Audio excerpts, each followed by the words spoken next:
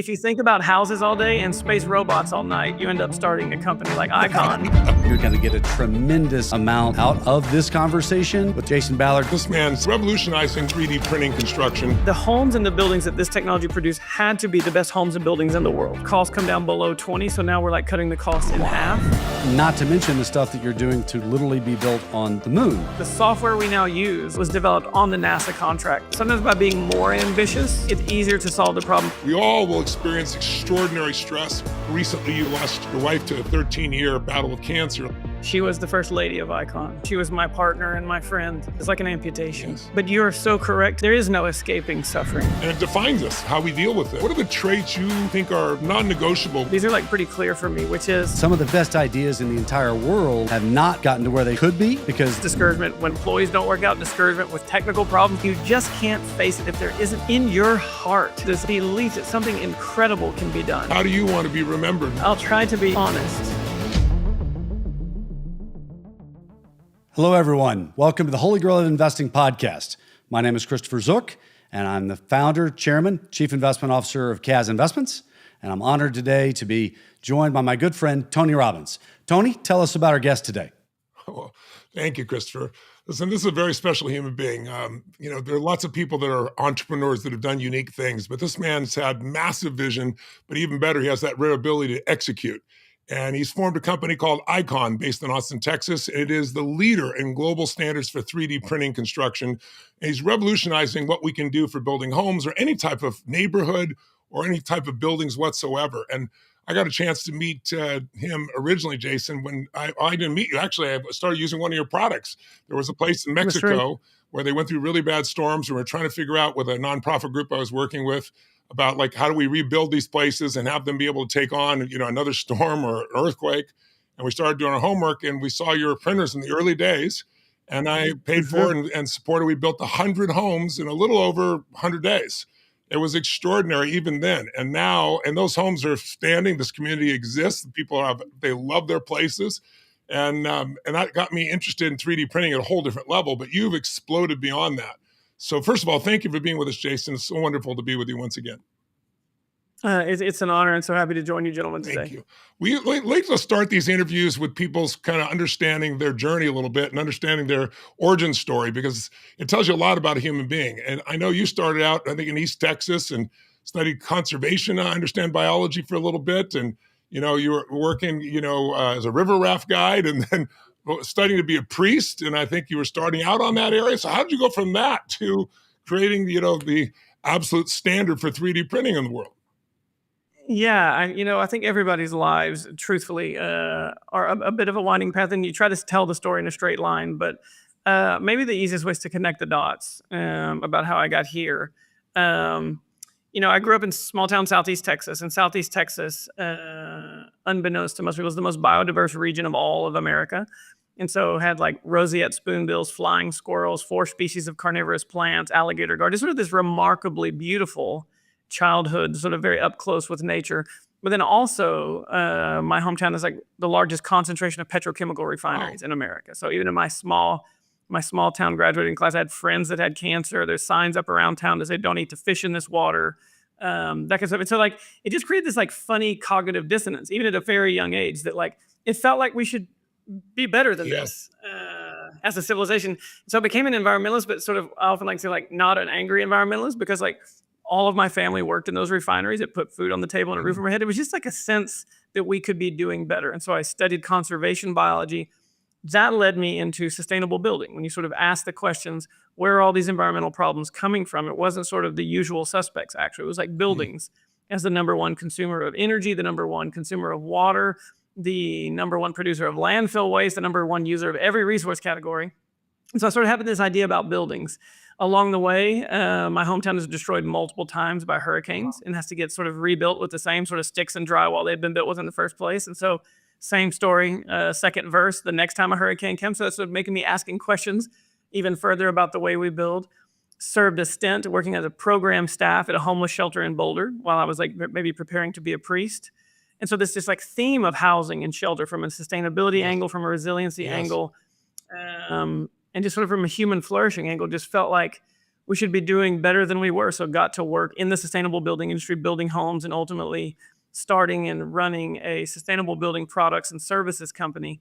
And then while doing that, also got a master's degree in space resources, like aerospace engineering. And so the ultimate sort of punchline is like, if you think about houses all day and space robots all night, you end up starting a company like Icon that uses robots to build better buildings. Wow. Well, I've seen your work, obviously, have come out and been a part of it, actually creating a community, as I said, but I was blown away the last visit because you have this new articulated set of arms that came out last year that reinvent things at a whole new level, multi-story. Tell us about, I'm interested to know, what are you most excited about right now? I know you're working with NASA on the moon, you're working with the military.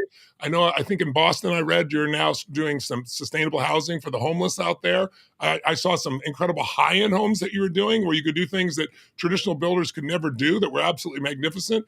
What excites you most? Tell us a little about what's... Yeah, that's actually not an easy question to answer because like what you've gotten is like, it's an incredible, when you reimagine something very fundamental to the human experience, like food, water, shelter, like we're at like basic needs level. And when you sort of reintroduce or reinvent something foundational, like there's just like a blossoming of opportunities and possibilities, Yeah. right? And so it's an amazing job to wake up and come to every day. Probably the most exciting thing sort of at this very moment as we record this is it's derivative of what you just brought up. We introduced the prototype of the second generation printer last year at South by Southwest. This is the one that enables us to cut our costs even in half of what they are today, start doing multi-story construction, fewer operators, just sort of better and easier to transport, like better in every way. And so that work is continuing to progress along nicely. But of course, the long vision, or maybe not of course, but for us, the long vision of Icon has been to put these tools, advanced materials, advanced robotics, software, into the hands of builders and developers all over the world, right? In the early days, we sort of was like an R&D company. And then we almost have, for the last several years had to like deliver these technologies to the world ourselves, almost as a construction company empowered with these tools, but all with the goal of proving that this would work so that we could begin putting these tools into the hands of other people. And it really is the second generation printer that we call Phoenix that enables that. And so we just came out of a long, an intense 120 days of a lot of customer interviews, meeting with potential customers, people who have raised their hands and said, we think we want to build alongside, we want to build with Icon's tools. And just sort of seeing that, after this 7-year journey, finally it's like sitting down with the people who are going to join this revolution and help deliver the most fantastic buildings on earth faster, more affordably than anything we're even remotely capable of today. It just sort of feels like we're kind of getting there. And if, for an entrepreneur, it's just a pretty special pinch me moment among years of pinch me moments. Well, just before we let's go talk to about that, understanding your Jason. leadership, who's influenced you, I know we're going to ask some questions about that. Tell people so they get a reference base, how fast you can build now, what the cost difference is, and what's your mission in terms of the world? What's driven you in that area? I just think that at the top, people should understand that because it's an incredible breakthrough. I don't think most people have any clue. Yeah, I mean, the mission of the company, there's like a problem side of the coin and there's an opportunity side of the coin. The problem side is we need to solve the global housing crisis. It's very hard to imagine the future being as incredible as I think you two gentlemen believe it can be, and lots of other people believe it can be, if we don't get the basics right. And so the first order of business is let's equip ourselves as a species, as a civilization, to get housing correct. And so that's the problem solved. But then there's the opportunity. So it's solving big problems, but also creating massive potential opportunities, including reimagining architecture and building things on other worlds, right? Sort of you can only get so much motivation from problem solving. There has to be some better, higher vision that also inspires you. And luckily at Icon, we sort of get both of those things. And what kind of cost base? What kind of speed and cost basis, just to give them that sense? And then I want to throw it to Christopher here. Oh yeah. So right now what we automate with the 3D printer is the wall system. And the reason we started with the wall system is the wall system of a home is the most materials intensive, the most numbers of materials, the most number of trades involved, the most complex. And then also the wall system creates the form and feeling of a home, right? So automating that particular moment as we started this construction technology company is just a very powerful automation. And of course, 3D printing for us, we believe would be the most effective way to automate the delivery of wall systems. So the average cost of delivering a wall system, according to the National Association of Home Builders, is about $35 a square foot. With the current version, our gantry style printer, the first generation of the printer, we're now delivering at about $30 a square foot. So like a little more than 10% cheaper and more than twice as fast. The Phoenix system, which is a sort of effectively like a giant robotic arm that can do multi-story printing, our costs come down below 20. So now we're like cutting the cost in half relative to standard. We're able to do multi-story construction even faster than the gantry. And now we're able to also imagine not just attacking the wall system, but the foundation, the walls, and the roof enclosure. So you're now automating potentially up to half the cost of a home and cutting that half in half. And so that's kind of where we are today and where we think we'll be in short order. The amazing order. thing about that, Jason, is obviously being able to cut the cost down by half, the speed down by half. The ability to deliver is amazing technology, but some of the very best ideas in the entire world have not gotten to where they could be or should be because of the fact that they didn't get the people right. So in order to manage a business, the business side of a technology company, you have to have people to model after and to follow. So who in your life has really been a good example for you to follow about managing people, motivating people, keeping them on task, and keeping ultimately everybody focused on the outcomes? I'm glad you asked this question because I often tell people, like, with regard to relationships, I think I'm like one of the richest people anyone has ever met. I have like just a deep bench of people who love me and support me and have like gone on this journey with me. Maybe the ones that like come most to mind are my two co-founders, Alex LaRue and Evan Loomis. Alex was the original CTO of the company. And, you know, with a background in sort of homes and home building and some aerospace as well. But he was really sort of the technical heart of getting this technology off the ground. And then my partner, Evan Loomis, taught me how to be a businessman initially, how to speak to investors, how to think about investing, how to think about capital for starting a company like this. Very quickly, what came around us is a remarkable board of directors. I don't think all founders have necessarily like always great things to say about their board of directors, but I've been like very fortunate. A gentleman named Khan Tasinga, who was the head of all engineering at Palantir and who sort of has helped me think about the complexity. Because although they're a software company, they're not your sort of standard software company. There's a lot of really sort of innovative and difficult things they were trying to do. And so he's just been a very good thought partner on like sort of product strategy and engineering and allocation of resources toward engineering and what to do now, what to hold back on. Jeff Crow from Norwest Venture Partners. He used to teach classes on venture capital at Stanford. He was the president of the North American Venture Capital Association. So he's just sort of like this father figure among venture capitalists and helped me understand, how to be a good steward of resources, even in a high risk sort of environment like a venture-backed company. Constance Friedman of Modern Ventures out of Chicago. She is just like always insists on more in the best sort of way. Like even if we hit our goals, it's sort of not good enough. She always like wants us to get a better deal, to find better people, to keep pushing, to keep striving, to keep trying, and sort of like this sense of like, no matter how good you're doing, you can always be doing better, and like pushing and challenging us to do that. Will Hurd, most recent addition, former CIA officer, congressman here in Texas, presidential candidate. You know, the government business has become very big for us, and the government's a funny kind of customer, NASA and the DoD and the intelligence community. And so the wisdom of how to like navigate those halls and the relationships with that customer. And then last, but actually the first one on board members, a guy named Jason Portnoy, who was early days at PayPal with Elon and Peter and the gang, who then went on to become the first sort of interim CFO of Facebook, first CFO of Palantir, then was the first CFO of Founders Fund, and then started his own boutique and venture fund. So had this massive experience as actually an operator and went on the sort of the rocket ship a few times, not one time. It's amazing to get to do this one time, with PayPal, with Facebook, with Palantir. And so his guidance on like how to navigate, you've built this rocket on purpose, but all of a sudden you've like cleared the towers and everything's shaken. And he has just been like an unbelievably steady partner to me in navigating how to be a good CEO, and just had some really great pattern recognition. He has just been like a close friend and mentor and advisor on this whole journey. And if I can mention just like one other person along the way is a gentleman named Bjarke Ingels, who's actually an architect. He's an architect and a businessman right here. He runs his own global architecture firm.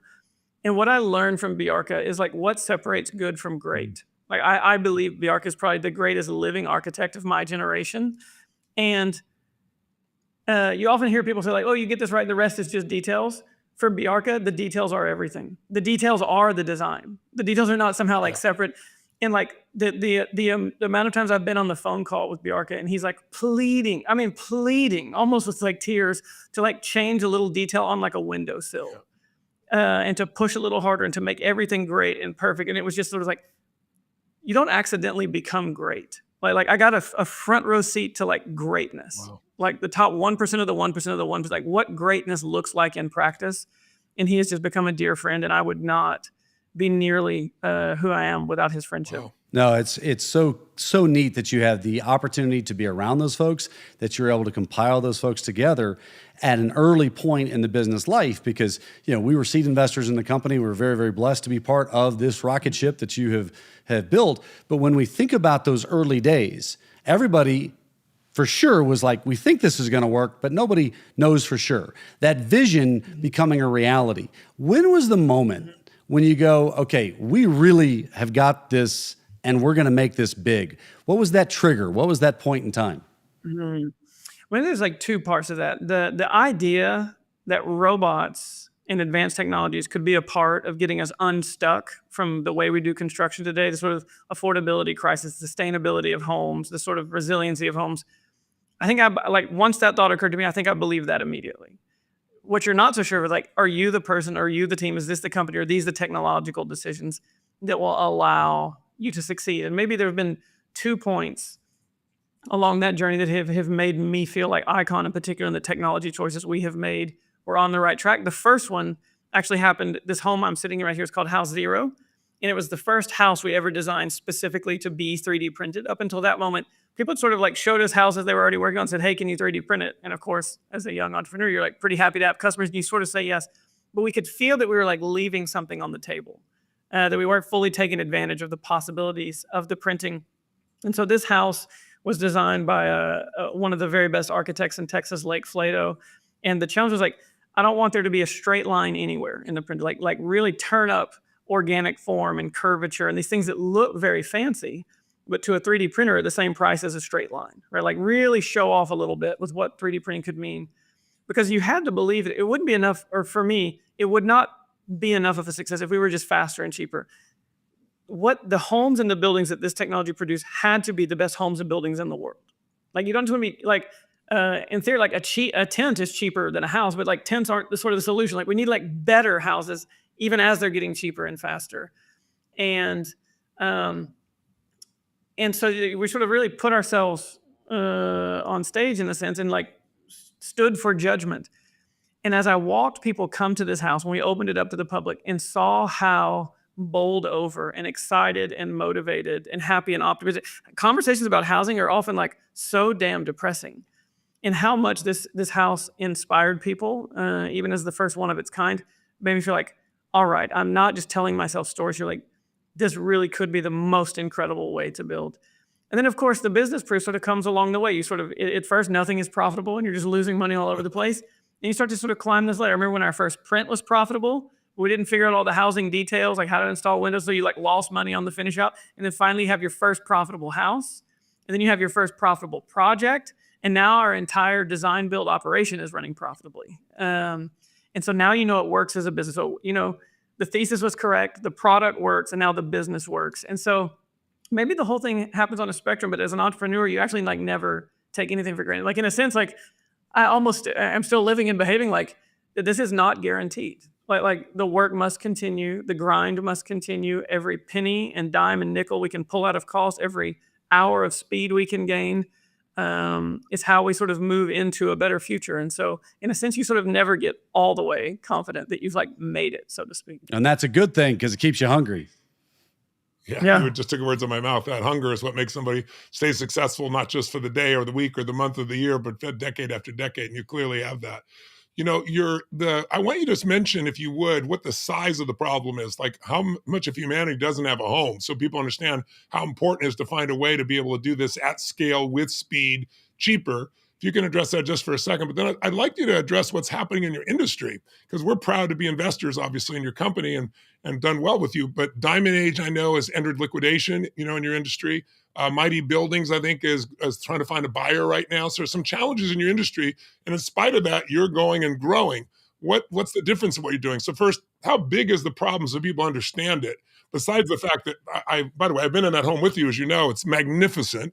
And seeing the kinds of construction you could do that you would normally see like in a church or a mosque or something that you could never do at a cost-effective place, but you're doing that now. So, but give us a sense of how big the challenge is, because with that challenge, we're still seeing so many in your industry that are struggling, right, while you're not.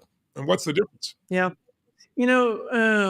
All these numbers are sort of measured different rough approximations. Globally speaking, the numbers I hear are like on the order of like 1.5 to 2 billion either homeless or under sheltered people. And that is, to make that more human, it's like there are between 1.5 and 2 billion people who have a housing situation that if they were people you loved, you could not stand it. You could not stand it. And that's a huge portion of humanity. And this is what it means. Like, it's hard to imagine that AI and going to Mars. And so if this many people aren't even getting their basic needs met correctly. So this is sort of, we've got to shore this up to unlock this like incredible future. In the United States alone, the numbers are sort of all over the place because there's like populations have moved around, right? Like, so the housing shortage exists in discrete places where the action is, where the jobs are, and the places that people want to live. But the numbers I hear are between 2.5 and 5 million housing unit shortage just in America. And that's not even counting for like further remigration movement around America. And it's not even counting homes that sort of maybe like obsolete or like on their way to obsolete that sort of really need to be replaced with regard to how we expect ourselves to live and our neighbors to be able to live. Tell me, though, a little about your industry. In spite of that large a demand, and it's a huge demand just in the United States alone, much less the world, obviously. Tell me a little bit about why do you think other people are struggling? Why are you guys succeeding?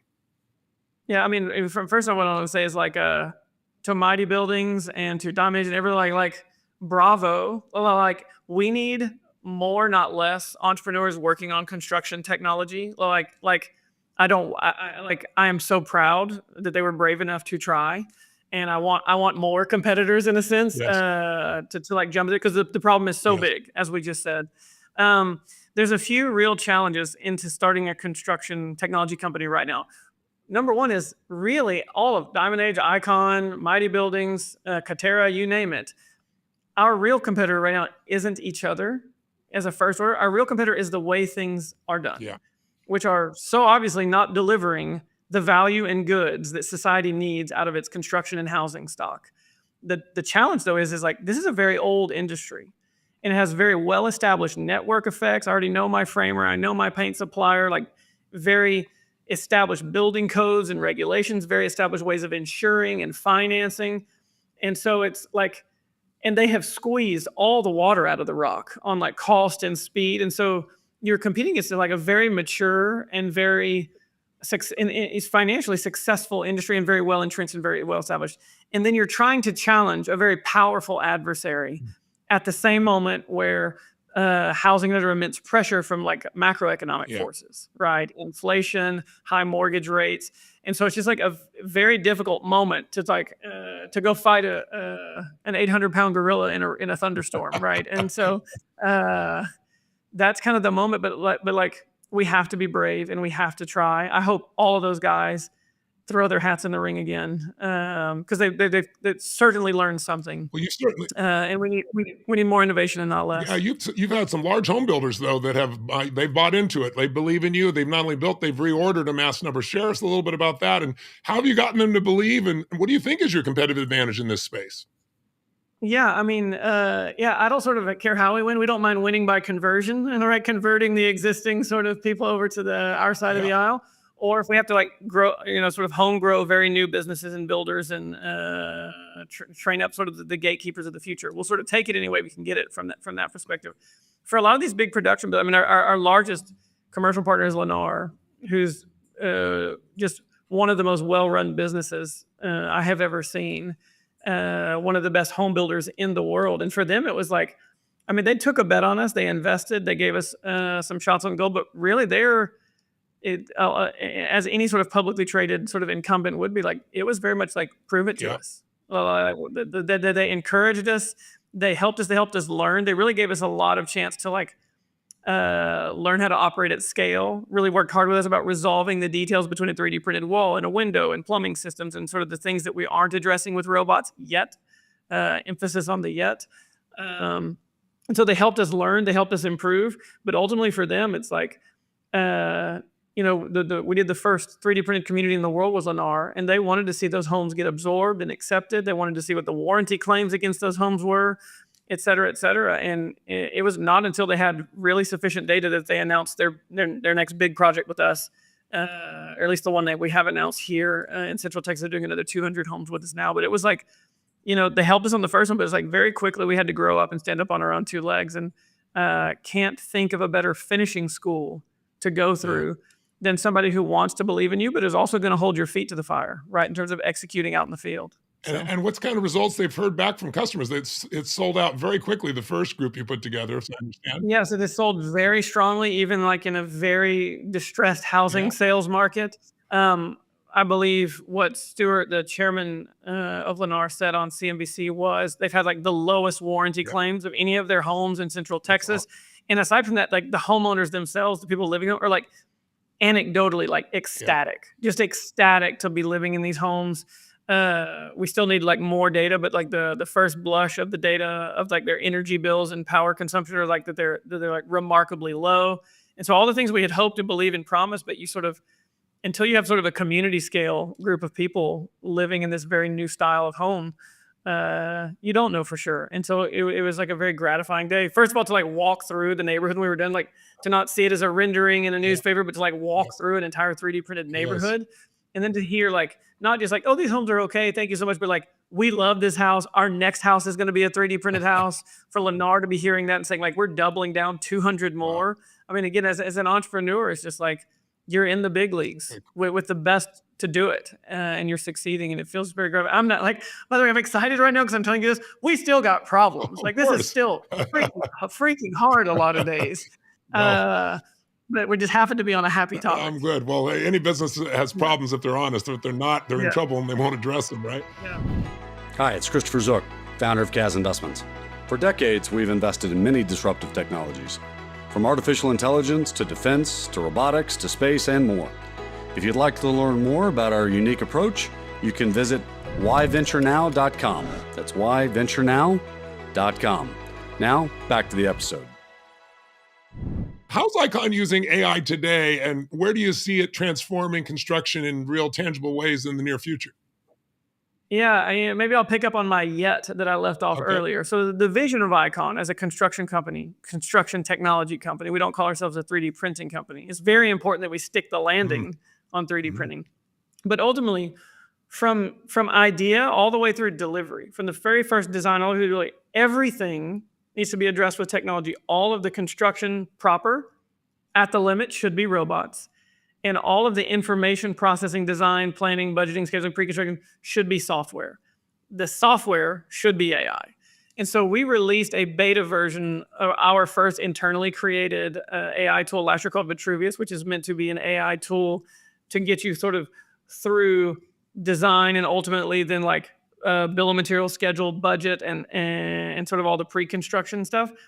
No marketing, no press. Very quickly had thousands of users, but realized we needed our data to be much richer and deeper than it has been. And so we concluded the beta, and we are really restructuring the way that we all capture data throughout this whole process, and grabbing some external data to sort of continue to refine and mature.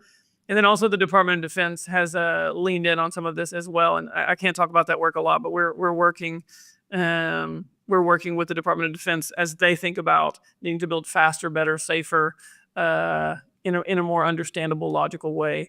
That they think some AI, the very same sort of platform we built would also be applicable to some of their efforts. And so there's some funding coming in that way as well. And so stay tuned for the sort of the Vitruvius version 1 when we think we're ready. Awesome. Well, that's the interesting thing about what you have, Jason, is you've got everything from Vitruvius, you've got what's going on with the DoD, you've got what's going on obviously with Lennar and the other projects you have, not to mention the stuff that you're doing for NASA to literally be built on the moon.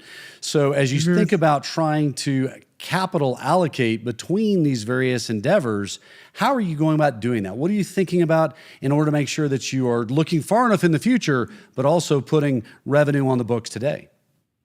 It's a very good question. And it's, I don't know that I've batted 1,000, but I think we've like danced pretty elegantly here in sort of doing this. And so maybe in the first sort of instances, like, is it a good thing to have interest from the government in what we're doing, both from the Department of Defense and from NASA? We decided if our technology is as revolutionary as we think it is, you should expect interest from the government. All of the like truly disruptive is a word that's overused sometimes, but all of the truly disruptive technologies, the internet, electricity, airplanes, et cetera, have had strong government interest. It's like a good, strong signal that you're on the right path. So that felt as a positive signal. And then, of course, if you sort of look at like how long does it take one of these truly disruptive technologies to go from infancy to like market ready and mature, ready to do its disruption, it can often take decades, right? But government funding, government support can compress the maturity timeline.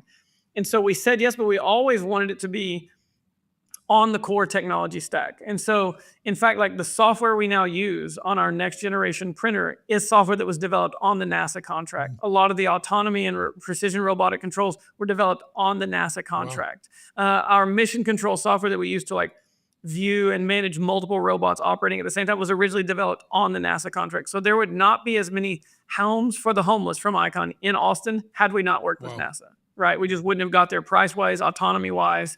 And so it's one of those things that sometimes you have to make the problem bigger to actually solve it. And maybe like the answers to some of our problems on Earth will be found by like looking up at the moon. But of course you have to do all this like carefully, right? And so I hope what you're hearing is like, it wasn't some like, I sell t-shirts and now to NASA I sell bicycles, right? It was the same sort of core technology stack that was getting elevated in our defense work, in our space work, and our commercial work. So it was all cooperating. And that was like the discriminating factor for us. It's like, is this going to mature the overall technology faster, or is it going to be too much of a diversion? So that was one. And then number two, like they had to pay, right? You can take a lot of risk if you have paying customers, right? So we did very little of this at risk. And so as long as NASA's paying, as long as the DoD is paying, it elevates the overall technology stack to advance the mission of the company, then you could get to a yes. There were multiple opportunities that we said no. We were offered a chance to do like a robot to go investigate, potentially disarm bombs. Like, you guys are good at robots, do this. It's like, that's not, it would have been like not an insignificant amount of money. We declined. There have been certain like space programs we were offered to participate on orbit that didn't really have anything to do with construction or building. And so we declined. And so the ones that we said yes to are, of course, the ones we've got attention, but we have actually said we've definitely said yes to more dollars than we've said no to, but like the number of dollars we've said no to would be measured in the millions that we said no to opportunities because they didn't advance the overall state of the technology and they weren't quite on mission enough. Well, it's interesting because of the fact, it's interesting, Jason, because of the fact that for a lot of our investors, they see all the pretty pictures and the real cool renderings about what's going on the moon. They're like, well, what does this have to do with it? The answer has been up to this point, well, if they're paying for it, might as well do it. It helps the company. Mm-hmm. But what I don't think has been fully appreciated, that I'm so glad you've articulated here, is the vertical integration of, okay, that technology and the same stack of technology that you're using here on Earth has a lot of applicability. That is really, really important. And it leads to kind of what I was going to ask about, and I'd be curious your thoughts, is you have this enormous mission to be able to help people, to be able to solve for this, this housing crisis that we have. And where does the moon and Mars fit into that? And so I know you can't answer the question definitively, but how much is the effort you're doing in that area helping you solve what's here faster and the problems on Earth faster? Yeah, I mean, you got a sense of it, but maybe the most profound example, of course, is like, our original Earth-based printer was this gantry-style Vulcan that we called. Our space printer is called Olympus, which is a giant mobile robotic arm. And like the second generation printer, which is actually going to deliver multi-story construction and even half the cost that the gantry style was experiencing, is modeled after the space printer. Or like, had we not taken that, we wouldn't have been so far down the road to knowing what our second generation printer could look like. But of course, the reason the space printer, in a sense, was further down the road is because like space is the deep end of the pool for autonomy, materials efficiency, power efficiency. And so we had already asked the hardest possible version of the question on the moon. And so when you come back to Earth and go like, how can we do better here? Of course, like in retrospect, like it more closely resembled the space solution. And so that's maybe the most powerful way. But there's all these like second order effects. We have had to attract some of the best talent in the world to help us work on like world-class engineers, world-class material scientists, world-class software engineers in a world where like those software engineers could work for Meta or OpenAI. The mechanical engineers here in Austin could go work for Tesla or SpaceX or the Boring Company or something like that. And something about having this grand charismatic mission and working with like the sort of like the most romantic possible commercial partners in NASA and the Department of Defense and the intelligence communities and Lennar and Liz Lambert has helped us attract that talent. So occasionally, and maybe non-intuitively, the risky looking thing is actually less risky than the boring thing. And it's like of course you have to like measure that carefully because we can all talk ourselves into anything, or at least I can. I can.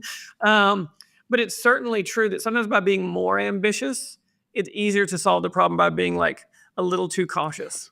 Well, I've gotten to see your facility there with the moon dust in there and how you measure everything and adapting to the Department of Defense and, desert environments, how to use the materials there to build from and the resourcefulness that requires. But I never thought about how much it helped you to bring in and attract some of the greatest minds who all want to work on a project like that. You've stretched yourself as a CEO, but, I have enormous respect to you as a man.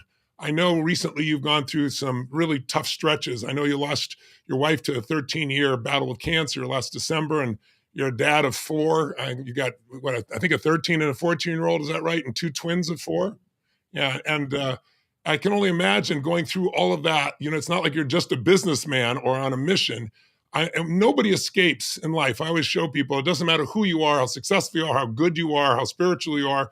We all will experience extraordinary stress, extraordinary pain at times, and it defines us, how we deal with it.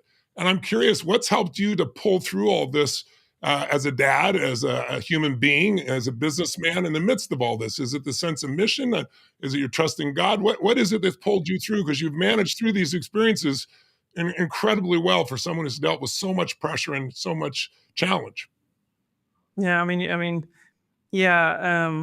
Just to honor her a bit. Yeah, my wife's name was Jenny, yes. And we were together for 20 years, and she was the first lady of Icon. She helped us print the first house. She moved the kids down to Mexico with me when we did that project where you first became aware of us, Tony. We had to come back. She got pregnant with the twins while we were in Mexico. I didn't know that. Wow. Yeah. And so like she was like all in for Icon. She was my partner and my friend. And it's a loss. It's like an amputation. Yes. But you're so correct to say that like no one escapes. There is no escaping suffering. Yes. It is sort of the nature of our situation that there is like loss and grief in life. And I don't know how everyone handles it, but I can say what has helped me is you one of them you said was you're like I am a man of faith. I'm a Christian, and my Christian faith, which is a faith that has suffering in view, yes. Right? Sort of like the suffering savior, right? So it's like I had some sort of moral and ethical and spiritual foundation for receiving suffering and transfiguring it into something positive. I learned that watching my wife suffer. And so to sort of redirect the suffering into perhaps like awareness of like what a gift life yes. is, what a gift these opportunities yes. are, and to like to use these spiritual resources to transform it from toxic to fertilizer for positive activity. Deep friendships that I've already made. I am surrounded by people who love and support me, including the people here at Icon who like went with me on this journey. Yes. And so faith, friendships, and then what I couldn't have asked for or hoped for is like I still open my eyes to things I'm remarkably grateful for. I think a lot of people who grieve and suffering, you can drown in yes. it. And I open my eyes today and I have the exact 2 jobs I want. I get to be a father to those 4 kids. And if I had $1 billion, I would start Icon. Like this is the work I want to be doing. And so even in the midst of my grief, I get to open my eyes to like these very positive propulsive forces. I took like a 6-week leave after Jenny died. And that last week, like once the kids were back in school and I was still like sitting at home, I was like, I don't know what I'm doing on Monday, but I cannot just sit at home again. And so movement was good. Like somehow like crawling back in the saddle, even when you don't know how you're going to quite get through the day, is the right instinct. And so those are the things that have helped me. I appreciate you sharing that. I hesitate to ask you because I don't want to create pain for you, but I think the lessons you have in life are as important or more important than lessons in business. And when you deal with life well, you can easily deal with business by contrast. It's no comparison what you face there. So thank you for sharing that, because I hope it'll touch people, remind people that we all go through it and that there is a way through it. And it's not just to stay in suffering, as you said. That leads me to, I'm curious what you consider, because it's kind of an element of traits. Like, what are the traits you think are non-negotiable when you're looking for leadership traits in someone you bring to Icon? Because you embodied those traits. That's why I brought the question up, quite frankly, because you don't just talk about it. I respect you because you live it. Yeah, that's right. Because it's almost like a continuation of some things we've already talked about. Like, they're actually like, these are like pretty clear for me, which is, I'll try to maybe sum it up in one word at the end, but like, one was like, I demand of my leaders that they are people who are like default positive and default happy. Doesn't mean you're always happy or always positive. It means something has to happen to make you unhappy or unpositive. Yes. If you're the kind of person who like needs positive things to happen before you can be positive, like this is just too hard. Yeah. Like I can help add fuel to your fire as the CEO, but I can't create the fire. You have to have that fire within yourself, that sort of positive, propulsive, optimistic fire in your belly. Before you ever showed up at Icon, because I yet have not found the way to like light a fire that isn't there, and it's the work is too hard to sort of learn it on the job, and or like there's a lot of discouraging days, discouragement from investors, discouragement when other employees don't work out, discouragement with technical problems, discouragement with customers, and you just can't face it if there isn't this like in your heart, in your like life force, this like belief that something incredible can be done. And you have to show up with that at Icon. And I work really hard to like surface during interviews to the degree I can. How do you manage stress? How do you stay healthy? How do you stay positive? Tell me the biggest problem you've ever had to overcome. Tell me problems you've solved in the past. Like, these are the kind of ways I try to like surface this in conversation, because like so many other things you can learn, but like you have to be like a self-motivated, capable person. And maybe like the word for this for me is like grit. Yes. Just having that like that grit, but like a joyful grit. Like you got to somehow, ultra marathons are one of my hobbies, and which sounds like such terrible suffering to most people. When you're out in ultra marathons, there will literally be people puking or peeling like blisters off the bottom of feet, and you're like, you doing good? And they will always turn to you and smile. And there's somehow, if you can transform suffering into smiling and positive motion, like that is the way. And so that's what I try to look for. That's absolutely beautiful. I think this is as important set of questions for people to listen to than even the great business success you've done. What do you want your legacy to be? How do you want to be remembered? And what do you want to be remembered most for? What a dangerously self-serving and potentially ego-inflating question. I'll try to be honest. I think I want to be known as a man who faced trials and difficulty bravely and joyfully, but in service, in service of reducing suffering in the world, and of making the world more beautiful, and of maybe like being just like one among many who like held open the door to a more incredible future through that. Something like that would be what I'm trying to do. You're certainly doing it, and I think that fire you talked about only comes when you find something you care about more than yourself that you want to serve. And you found that in multiple levels, from your family to this business to the friends that you have. And that's one of the reasons we wanted to bring you on. There's lots of people we can interview that have been very successful in life, but real success, I think, is how do you discipline your disappointment? How do you find something that keeps you driven no matter what comes at you? How do you become relentless? But as you said, doing it along the way with joy, not just someday when you get there. I was struck from the very first time I met you, and I'm grateful because Christopher introduced us, because I didn't even know we were investors at the time yet with you. I'd met you indirectly. I'd never met you personally, just used your product. But what I was most struck by was the level of joy you bring to things. And I think that's a missing ingredient for most people in life. It's one thing to have grit. It's another thing to have grit with joy. That's a unique combination that you embody. And I'm super grateful that we were willing to share your story and a little bit of you today. And I just want to thank you for being who you are, brother. No, absolutely. Thank you all so much for... And Jason, what I'll say is that enthusiasm is hard to bottle, and it's hard to transition. and to see the enthusiasm you bring to the business, to your faith, to your family, to your friends. It really, really is motivating and encouraging. And so, you're making a really big difference in the world. And I know that obviously all of us deal with tough times, but ultimately you've done it with grace. And I just can't wait to see what the future is going to hold, for you going forward. So I want to thank you, Jason. I want to thank you, Tony, for spending some time with us today. I know the audience is going to get a tremendous amount out of this conversation. And obviously, Jason, we just really appreciate you being with us. Yeah, thank you. It's really been an honor, and thanks for giving me some time today. Absolutely. And everybody, we look forward to hosting you next time at the Holy Grail of Investing podcast with Tony Robbins and Christopher Zook. Jason Ballard, Tony, thank you so much. We'll see everybody next time.